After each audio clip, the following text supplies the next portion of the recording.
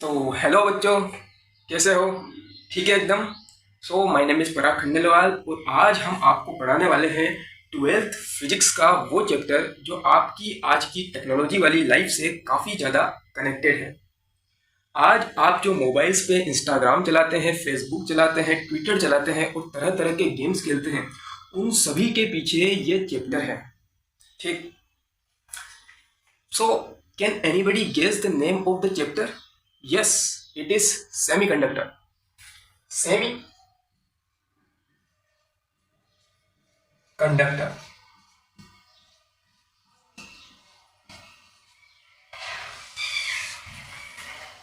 जैसा कि नाम से ही क्लियर है, सेमी कंडक्टर मतलब ये ना तो पूरी तरह से कंडक्टर होते हैं जैसे कि हमारे पास कॉपर होता है या फिर सिल्वर होता है, और ये ना ही पूरी तरीके से इंसुलेटर होते हैं जैसे कि वुड हमारे पास हो गया, प्लास्टिक हमारे पास हो गया, रबर हमारे पास हो गया। ये कुछ बीच के होते हैं कंडक्टर्स और इंसुलेटर्स के। ठीक है। अगर मैं थोड़ी सी हिस्ट्री की बात करूं तो इनकी डिस्कवरी जो है वो 1920 1930 के बीच की मानी जाती है। इससे पहले वो एडिशन वाले बल्ब और वो बड़े बड़े वैक्यूम ट्यूब्स वाले टीवी चला करते थे। शायद कभी आपने देखे हो, लेकिन आज के ज़माने में इनका दिख जाना बड़ा ही मुश्किल है। ठीक है। लेकिन जैसे ही इनकी डिस्कवरी हुई तो हर प्रकार की टेक्नोलॉजी में एक गजब का रिवॉल्यूशन देखने को मिला, या आप कह लीजिए एक गजब का बूस्ट जो है वो टेक्नोलॉजी के अंदर देखने को मिला। चाहे वो कम्युनिकेशन या इंफॉर्मेशन टेक्नोलॉजी हो, जिसमें कि मोबाइल फोन्स आ जाते हैं, हमारे पास लैपटॉप्स आ जाते हैं, कंप्यूटर्स जो है वो आ जाते हैं, आपकी एलईडी टीवीज आ जाती है। ठीक। या फिर आपका स्पेस टेक्नोलॉजी हो, जिसके अंदर आज आप गगनयान को सुनते होंगे, चंद्रयान को सुनते होंगे, मंगलयान आपने सुना होगा, या आप कह लीजिए कि कई सारे एनर्जी सेविंग डिवाइसेस जैसे कि एलईडी बल्ब्स, जैसे कि रूफटॉप सोलर पैनल्स जो आजकल हर घर में लगने लगे हैं। ठीक। तो इन सब के पीछे जो है सेमीकंडक्टर्स ही है। ठीक है।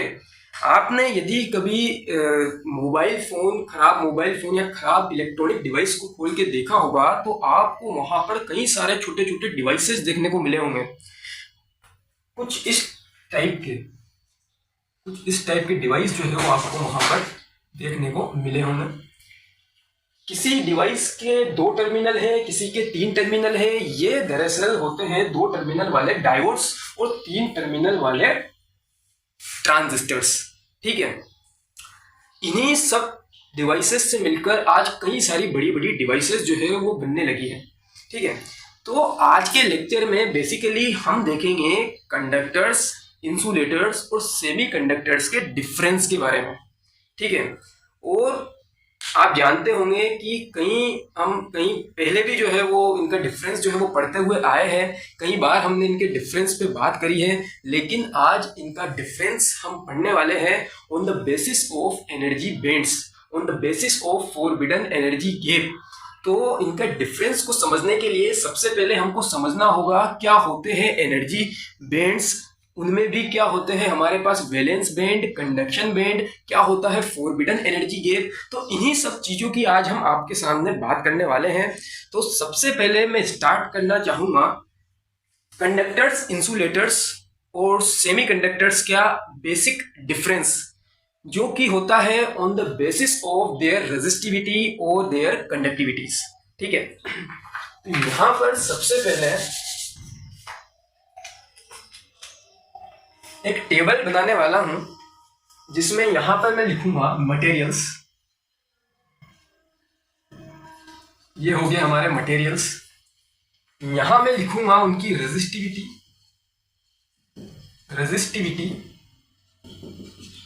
रेजिस्टिविटी को रिप्रेजेंट करा जाता है सिंबल रो से, और यहां मैं लिखूंगा उनकी कंडक्टिविटी।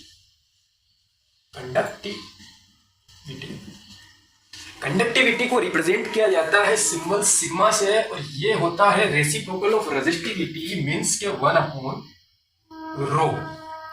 ठीक है। तो मटेरियल्स में मैं सबसे पहले लूंगा कंडक्टर्स, फिर आ जाएंगे हमारे पास सेमीकंडक्टर्स, सेमीकंडक्टर्स। एंड देन हमारे पास आ जाएंगे इंसुलेटर्स। अगर हम इनकी रेजिस्टिविटी और कंडक्टिविटी की बात करें तो जिसकी रेजिस्टिविटी सबसे ज्यादा होगी वो उतना ही अच्छा इंसुलेटर होगा, और जिसकी रेजिस्टिविटी जितनी कम होगी वो उतना ही अच्छा कंडक्टर होगा। ठीक है, तो कंडक्टर की रेजिस्टिविटी कुछ इसकी रेंज होती है हमारे पास 10⁻² से लेकर 10⁻8 के ऑर्डर की। ओम इंटू मीटर जो इसकी एसआई यूनिट होती है रेजिस्टिविटी की। सेमीकंडक्टर जो है इनकी रेजिस्टिविटी की रेंज होती है हमारे पास 10⁻5 से लेकर 10⁻6 के ऑर्डर की। ठीक है, और वही इंसुलेटर्स की जो रेंज होती है रेजिस्टिविटी की वो होती है 10⁻11 से लेकर 10⁻19 ओम मीटर की। ठीक है, और अगर हम इनकी कंडक्टिविटी पे बात करना चाहें तो इनका आप रेसिप्रोकल कर दो तो ये हो जाएगी हमारे पास 10⁻2 से लेकर 10⁻8 ओम इनवर्स मीटर इनवर्स इनकी यूनिट हो जाएगी। ये हो जाएगा हमारे पास 10⁻5 से लेकर 10⁻6 ओम इनवर्स मीटर इनवर्स। और इंसुलेटर की कंडक्टिविटी की रेंज हमारे पास हो जाएगी 10⁻11 टू 10⁻19 ओम इंटू मीटर। तो ये रेंज हो जाती है इनकी रेजिस्टिविटी और कंडक्टिविटी की। ठीक है, इन रेंज से कहीं कुछ ये आगे पीछे भी हो सकते हैं, लेकिन एवरेज रेंज जो एनसीईआरटी किताब के अकॉर्डिंग है वो इनकी यही है। ठीक है, तो इनकी रेंज से आप पता लगा सकते हैं कि कौन सा इंसुलेटर है, कौन सा सेमीकंडक्टर है, कौन सा कंडक्टर है। ठीक है, तो उम्मीद करता हूं आपने ये लिख लिया होगा। अब हम चलते हैं जो हमारा टॉपिक था कि डिफरेंस जो है वो हमको देखना था on the basis of energy bands, on the basis of forbidden energy gap. तो इसके लिए मैं सबसे पहले एक डायग्राम को यहां ड्रॉ करने वाला हूं।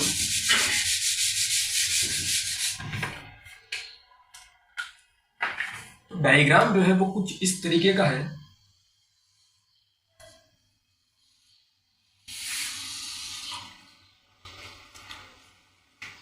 ये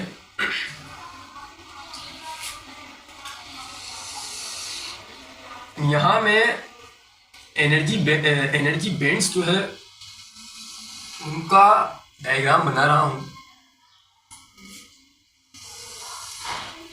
ठीक है, वाई एक्सिस पे रिप्रेजेंट करूंगा मैं एनर्जी को, तो यहां एनर्जी को मैं रिप्रेजेंट करूंगा। ठीक है, और इसको मान लेते हैं वैलेंस बैंड,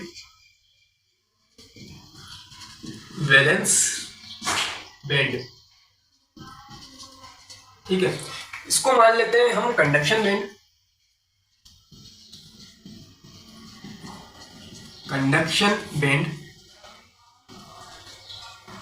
ठीक है, कंडक्शन बैंड। और ये जो बीच में गैप आपको नजर आ रहा है ये है हमारे पास फॉरबिडन एनर्जी गैप, जिसको हम रिप्रेजेंट करते हैं ईजी से। ये हो गया हमारे पास फॉरबिडन एनर्जी गैप, या आप इसको लिख सकते हैं ऐसे FEG, forbidden energy gap. Valence band को आप लिख सकते हैं VB भी लिख सकते हैं इसे, और कंडक्शन बैंड को CB आप इसको लिख सकते हैं। ठीक है, वैलेंस बैंड मान लीजिए अभी कंप्लीटली फिल्ड है। ठीक है, ये कंप्लीटली फिल्ड है हमारे पास, और कंडक्शन बैंड जो है वो एम्प्टी है। ठीक, यहाँ अगर मैं बात करूँ तो वैलेंस बैंड की जो मैक्सिमम एनर्जी है उसको हम रिप्रेजेंट करेंगे कैपिटल E स्मॉल v से, और कंडक्शन बैंड की जो मिनिमम एनर्जी है उसको हम यहाँ पर रिप्रेजेंट करेंगे कैपिटल EC से। ठीक है, अब बात करते हैं कि क्या होता है वैलेंस बैंड। तो आप टॉपिक डालना यहाँ पर, वैलेंस बैंड। यहाँ पर हम पॉइंट वाइज बात करेंगे वैलेंस बैंड की, कंडक्शन बैंड की, फॉरबिडन एनर्जी गैप की। कुछ इंपॉर्टेंट पॉइंट्स है जो मैं आपके सामने यहाँ पर डिस्कस करना चाहता हूँ। तो फर्स्ट पॉइंट जो है वो हमारे पास आएगा वैलेंस बैंड की डेफिनेशन। तो वैलेंस बैंड क्या होते हैं? ये असल में एक एनर्जी की रेंज होती है जो पजेस्ट करी जाती है वैलेंस इलेक्ट्रॉन्स के जरिए। आप यहां लिख सकते हैं the range of energy possessed by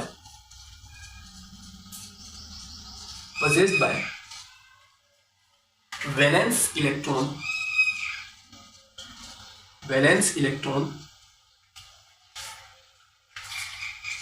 of a crystal। ठीक है, तो ये वैलेंस बैंड की एक छोटी सी डेफिनेशन हमारे पास हो जाती है। अब हमारे पास इसका आता है सेकंड पॉइंट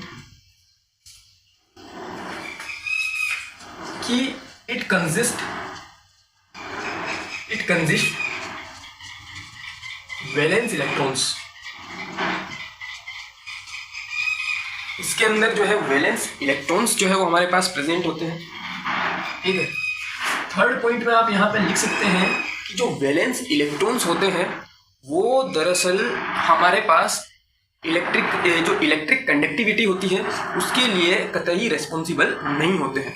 तो आप यहाँ देख सकते हैं कि the valence electron do not responsible for electrical conductivity. ठीक है, ये तीन इंपॉर्टेंट पॉइंट्स हो जाते हैं वैलेंस बैंड के बारे में। ठीक है, फर्स्ट पॉइंट कि the range of energy possessed by the valence electron of a crystal. ठीक है, second point it consist of valence electrons. ठीक, third point the valence electron do not responsible for the electrical conductivity. यहाँ जो electron होते हैं वो responsible कतई नहीं होते हमारे पास इसके लिए, इलेक्ट्रिकल कंडक्टिविटी के लिए। ठीक, अब हम बात करते हैं कंडक्शन बैंड की कि क्या होते हैं कंडक्शन बैंड। तो आप टॉपिक डालना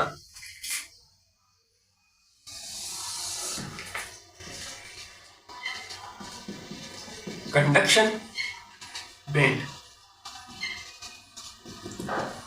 फर्स्ट पॉइंट यहां पे लिखेंगे कंडक्शन पॉइंट की डेफिनेशन। कंडक्शन बैंड क्या होते हैं? वो बैंड जो कि वैलेंस बैंड के जस्ट ऊपर प्रेजेंट होते हैं। तो आप यहां लिख सकते हैं the band just above the band just above the valence band is called conduction band। Second point आप यहां लिख सकते हैं कि the range of energy possessed by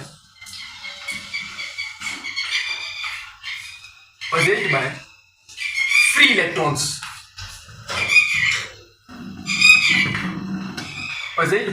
electrons of a crystal। ठीक है, मतलब दो टाइप के इलेक्ट्रॉन्स हमारे पास होते हैं, एक होते हैं वैलेंस इलेक्ट्रॉन्स और दूसरे होते हैं हमारे पास फ्री इलेक्ट्रॉन्स। जो वैलेंस बैंड के अंदर रहते हैं वो होते हैं हमारे पास वैलेंस इलेक्ट्रॉन, और जब उनको थोड़ी एनर्जी दे दी जाती है तो वो कंडक्शन बैंड में चले जाते हैं और फ्री हो जाते हैं, जिनको हम कहते हैं फ्री इलेक्ट्रॉन्स। ठीक है, थर्ड पॉइंट हमारे पास यहाँ पर आ जाएगा कि कंडक्शन इलेक्ट्रॉन्स में or may not be exist here। Electrons जो है वो यहाँ पर एग्जिस्ट कर भी सकते हैं और नहीं भी, मतलब जरूरी नहीं है कि यहाँ पर इलेक्ट्रॉन्स प्रेजेंट हो। ठीक है, फोर्थ पॉइंट आप यहाँ लिख सकते हैं कि यहाँ पर हमने लिखा था do not responsible for electrical conductivity, लेकिन जो फ्री इलेक्ट्रॉन्स होते हैं वो ही जो है वो हमारे पास इलेक्ट्रिकल कंडक्टिविटी के लिए रेस्पॉन्सिबल होते हैं। तो यहाँ हम लिख सकते हैं conduction band electrons are responsible are responsible for electrical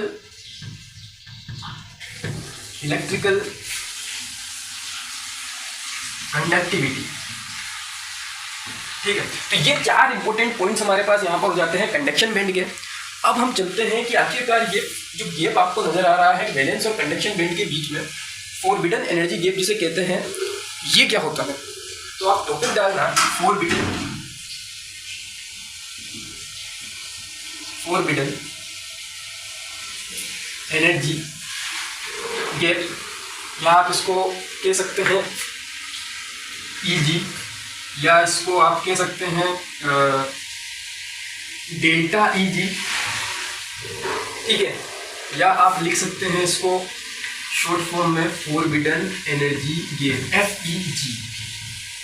ये क्या होता है, ये जो हमारे पास, अगर हम इसको लिखना चाहें ईजी को, तो ये हो जाएगा हमारे पास EC माइनस EB, मतलब कंडक्शन बैंड की जो मिनिमम एनर्जी है वो, और जो हमारे पास वैलेंस बैंड की जो मैक्सिमम एनर्जी है उसका डिफरेंस। ठीक है, तो यहाँ हम कुछ ऐसे भी इसको रिप्रेजेंट कर सकते हैं कि कंडक्शन बैंड की minimum energy minus valence band की मैक्सिमम एनर्जी का डिफरेंस है ये।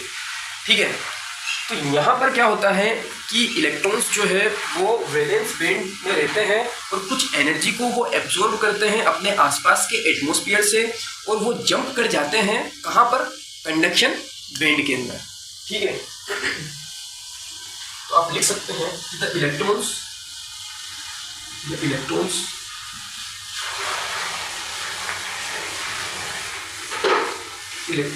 Gain energy from their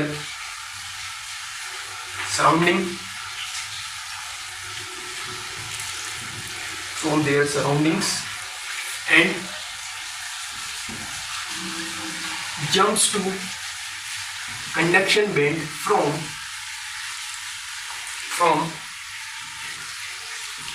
valence band। ठीक है, और यहाँ आप सेकेंड पॉइंट के रूप में लिख सकते हैं कि ये हो गया हमारे पास फर्स्ट पॉइंट।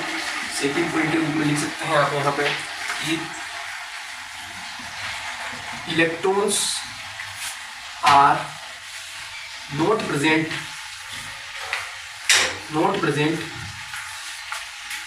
इन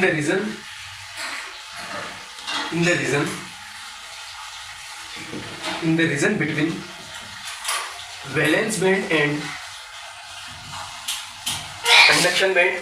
ठीक है, थर्ड पॉइंट में आप यहाँ पर लिख सकते हैं कि इलेक्ट्रॉन्स जो है वो प्रेजेंट नहीं होते हैं वैलेंस बैंड और कंडक्शन बैंड का जो रीजन है, यहाँ पर इलेक्ट्रॉन्स जो है वो प्रेजेंट नहीं होते हैं। ये पूरी तरह से फॉरबिडन हो सकता है, या आप इसको कह सकते हैं ये प्रोहिबिटेड एरिया है जहाँ पर कोई इलेक्ट्रॉन प्रेजेंट नहीं रह सकता। इलेक्ट्रॉन या तो यहाँ प्रेजेंट होगा और जैसे ही उसको एनर्जी मिलेगी वो कंडक्शन बैंड में जंप कर जाएगा। ठीक है, तो आप लिख सकते हैं सम एनर्जी लेवल्स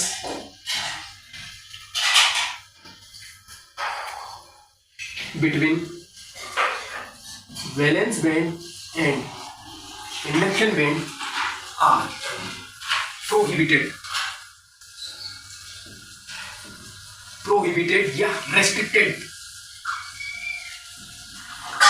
ये इलेक्ट्रॉन्स जो है यहाँ प्रेजेंट नहीं रह सकते कभी भी, या कह लीजिए ये जो है वो कुछ शैतान का घर है जहाँ पर कोई भी नहीं जा सकता। ठीक है, तो ये 3 इंपॉर्टेंट पॉइंट्स हो जाते हैं हमारे पास फॉरबिडन एनर्जी गैप के। ठीक है, अब हम इस फॉरबिडन एनर्जी गैप के बेसिस पे बात करेंगे। हमारा जो एम था कि हम डिफरेंस पता करने वाले थे कंडक्टर, इंसुलेटर्स और सेमी कंडक्टर्स के बीच का। तो मैं इसको रब करता हूँ और अब हम जो है वो डिफरेंस देखने वाले हैं on the basis of forbidden energy gap.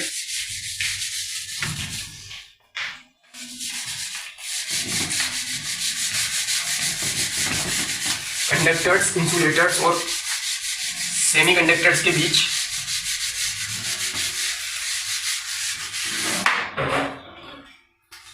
यहाँ आप लिख सकते हैं कंडक्टर्स, कंडक्टर्स। बीच में आप यहाँ लिख सकते हैं सेमी कंडक्टर्स, सेमी कंडक्टर्स। यहाँ आप लिख सकते हैं इंसुलेटर्स, इंसुलेटर्स। ठीक है। कंडक्टर्स की अगर हम बात करें तो यहाँ पर क्या होता है, जो वैलेंस बैंड होता है और कंडक्शन बैंड होता है वो असल में ओवरलैप होता है कुछ इस तरीके से। ये मान लीजिए हमारे पास हुआ कंडक्शन बैंड और ये हो गया हमारे पास वैलेंस बैंड, ये है कंडक्शन बैंड। ये वैलेंस बैंड की जो हमारे पास एनर्जी है, सबसे मैक्सिमम एनर्जी वो है, और ये हमारे पास जो कंडक्शन बैंड की मिनिमम एनर्जी है वो है। आप देख पा रहे होंगे कि वैलेंस बैंड की जो एनर्जी है वो इस बार ज़्यादा है किसके, कंडक्शन बैंड की एनर्जी के। ठीक है। तो यहाँ जो इलेक्ट्रॉन प्रेजेंट रहते हैं उनको जंप करने की कोई ज़रूरत नहीं है, वो ऑलरेडी जो है वो शेयर्ड होते हैं वैलेंस बैंड और कंडक्शन बैंड के बीच में। तो यहाँ आप लिख सकते हैं कि the valence band and conduction band are overlapped, valence band and conduction band are overlapped in case of conductors. और इसका जो हमारे पास ऑर्बिटल एनर्जी गैप होता है वो अप्रोक्सीमेटली होता है 0 के बराबर। यहाँ अगर हम एग्जांपल की बात करें तो आप ले सकते हैं कॉपर, सिल्वर। ठीक है। और अगर हम सेमीकंडक्टर्स की बात करें तो यहाँ पर क्या होता है, वैलेंस बैंड और कंडक्शन बैंड के बीच में गैप तो होता है लेकिन उतना ज़्यादा गैप भी नहीं होता कि वो वैलेंस बैंड के इलेक्ट्रॉन्स कंडक्शन बैंड में पहुँच ही ना पाए। सडनली वो पहुँच जाते हैं एक छोटे से रूम टेम्परेचर पर भी। तो आप देखना किस तरीके से जो है यहाँ पर वैलेंस बैंड और कंडक्शन बैंड होता है। ये मान लीजिए आप एक कंडक्शन बैंड है और ये जो है वो हमारे पास वैलेंस बैंड है। ठीक है। ये जो है वो है फॉरबिडन एनर्जी गैप। ठीक। तो यहाँ पर क्या होता है, ये ओवरलैप तो नहीं होता, कुछ ना कुछ यहाँ पर जो है जो डिफरेंस यहाँ पर होता है एनर्जी का वो होता है हमारे पास लेस देन 3 इलेक्ट्रॉन वोल्ट। ठीक है। 3 इलेक्ट्रॉन वोल्ट का डिफरेंस हमारे पास यहाँ पर होता है। अगर एग्जाम्पल की बात करें तो सिलिकॉन जो कि सबसे ज़्यादा इंपॉर्टेंट है सेमीकंडक्टर्स के अंदर, इसका जो हमारे पास ऑर्बिटल एनर्जी गैप का वैल्यू होता है वो लगभग होता है 1.1 इलेक्ट्रॉन वोल्ट। वहीं अगर हम बात करें जर्मेनियम की, जर्मेनियम, इसका जो है वो हमारे पास ऑर्बिटल एनर्जी गैप होता है लगभग 0.74 इलेक्ट्रॉन वोल्ट का। यहाँ इलेक्ट्रॉन्स जो है वो रेडियली मूव कर जाते थे, लेकिन यहाँ पर इलेक्ट्रॉन्स को मूव करने के लिए रूम टेम्परेचर की जरूरत पड़ेगी। मतलब रूम टेम्परेचर पे वो वैलेंस बैंड से कंडक्शन बैंड में मूव कर सकते हैं। तो आप यहाँ कंडक्टर्स में लिख सकते हैं electrons radially jump into conduction band from valence band. और यहाँ आप लिख सकते हैं कि at room temperature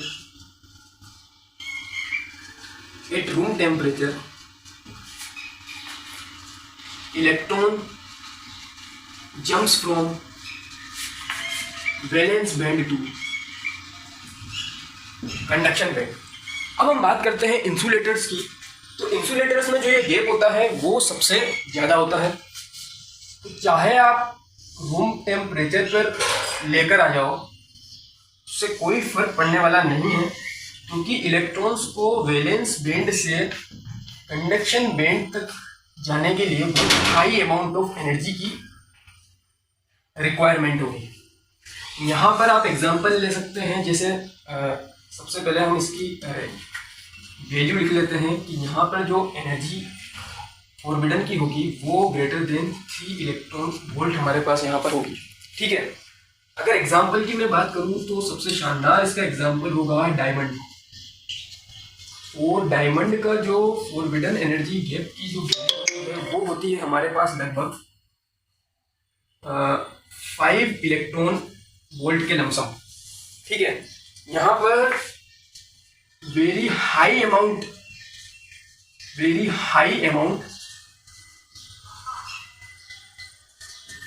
of energy required होगी, very high amount of energy required होगी to jump the electrons from valence band to conduction band. ठीक है, तो ये मैंने जो है वो तीनों के बीच में डिफरेंस बता दिया है on the basis of the forbidden energy gap. तो उम्मीद करता हूँ आपको लेक्चर अच्छा लगा होगा, समझ में आया होगा। ठीक है, तो आज के लिए इतना ही। कल हम फिर मिलेंगे एक नए टॉपिक के साथ। तब तक के लिए good bye and have a nice day.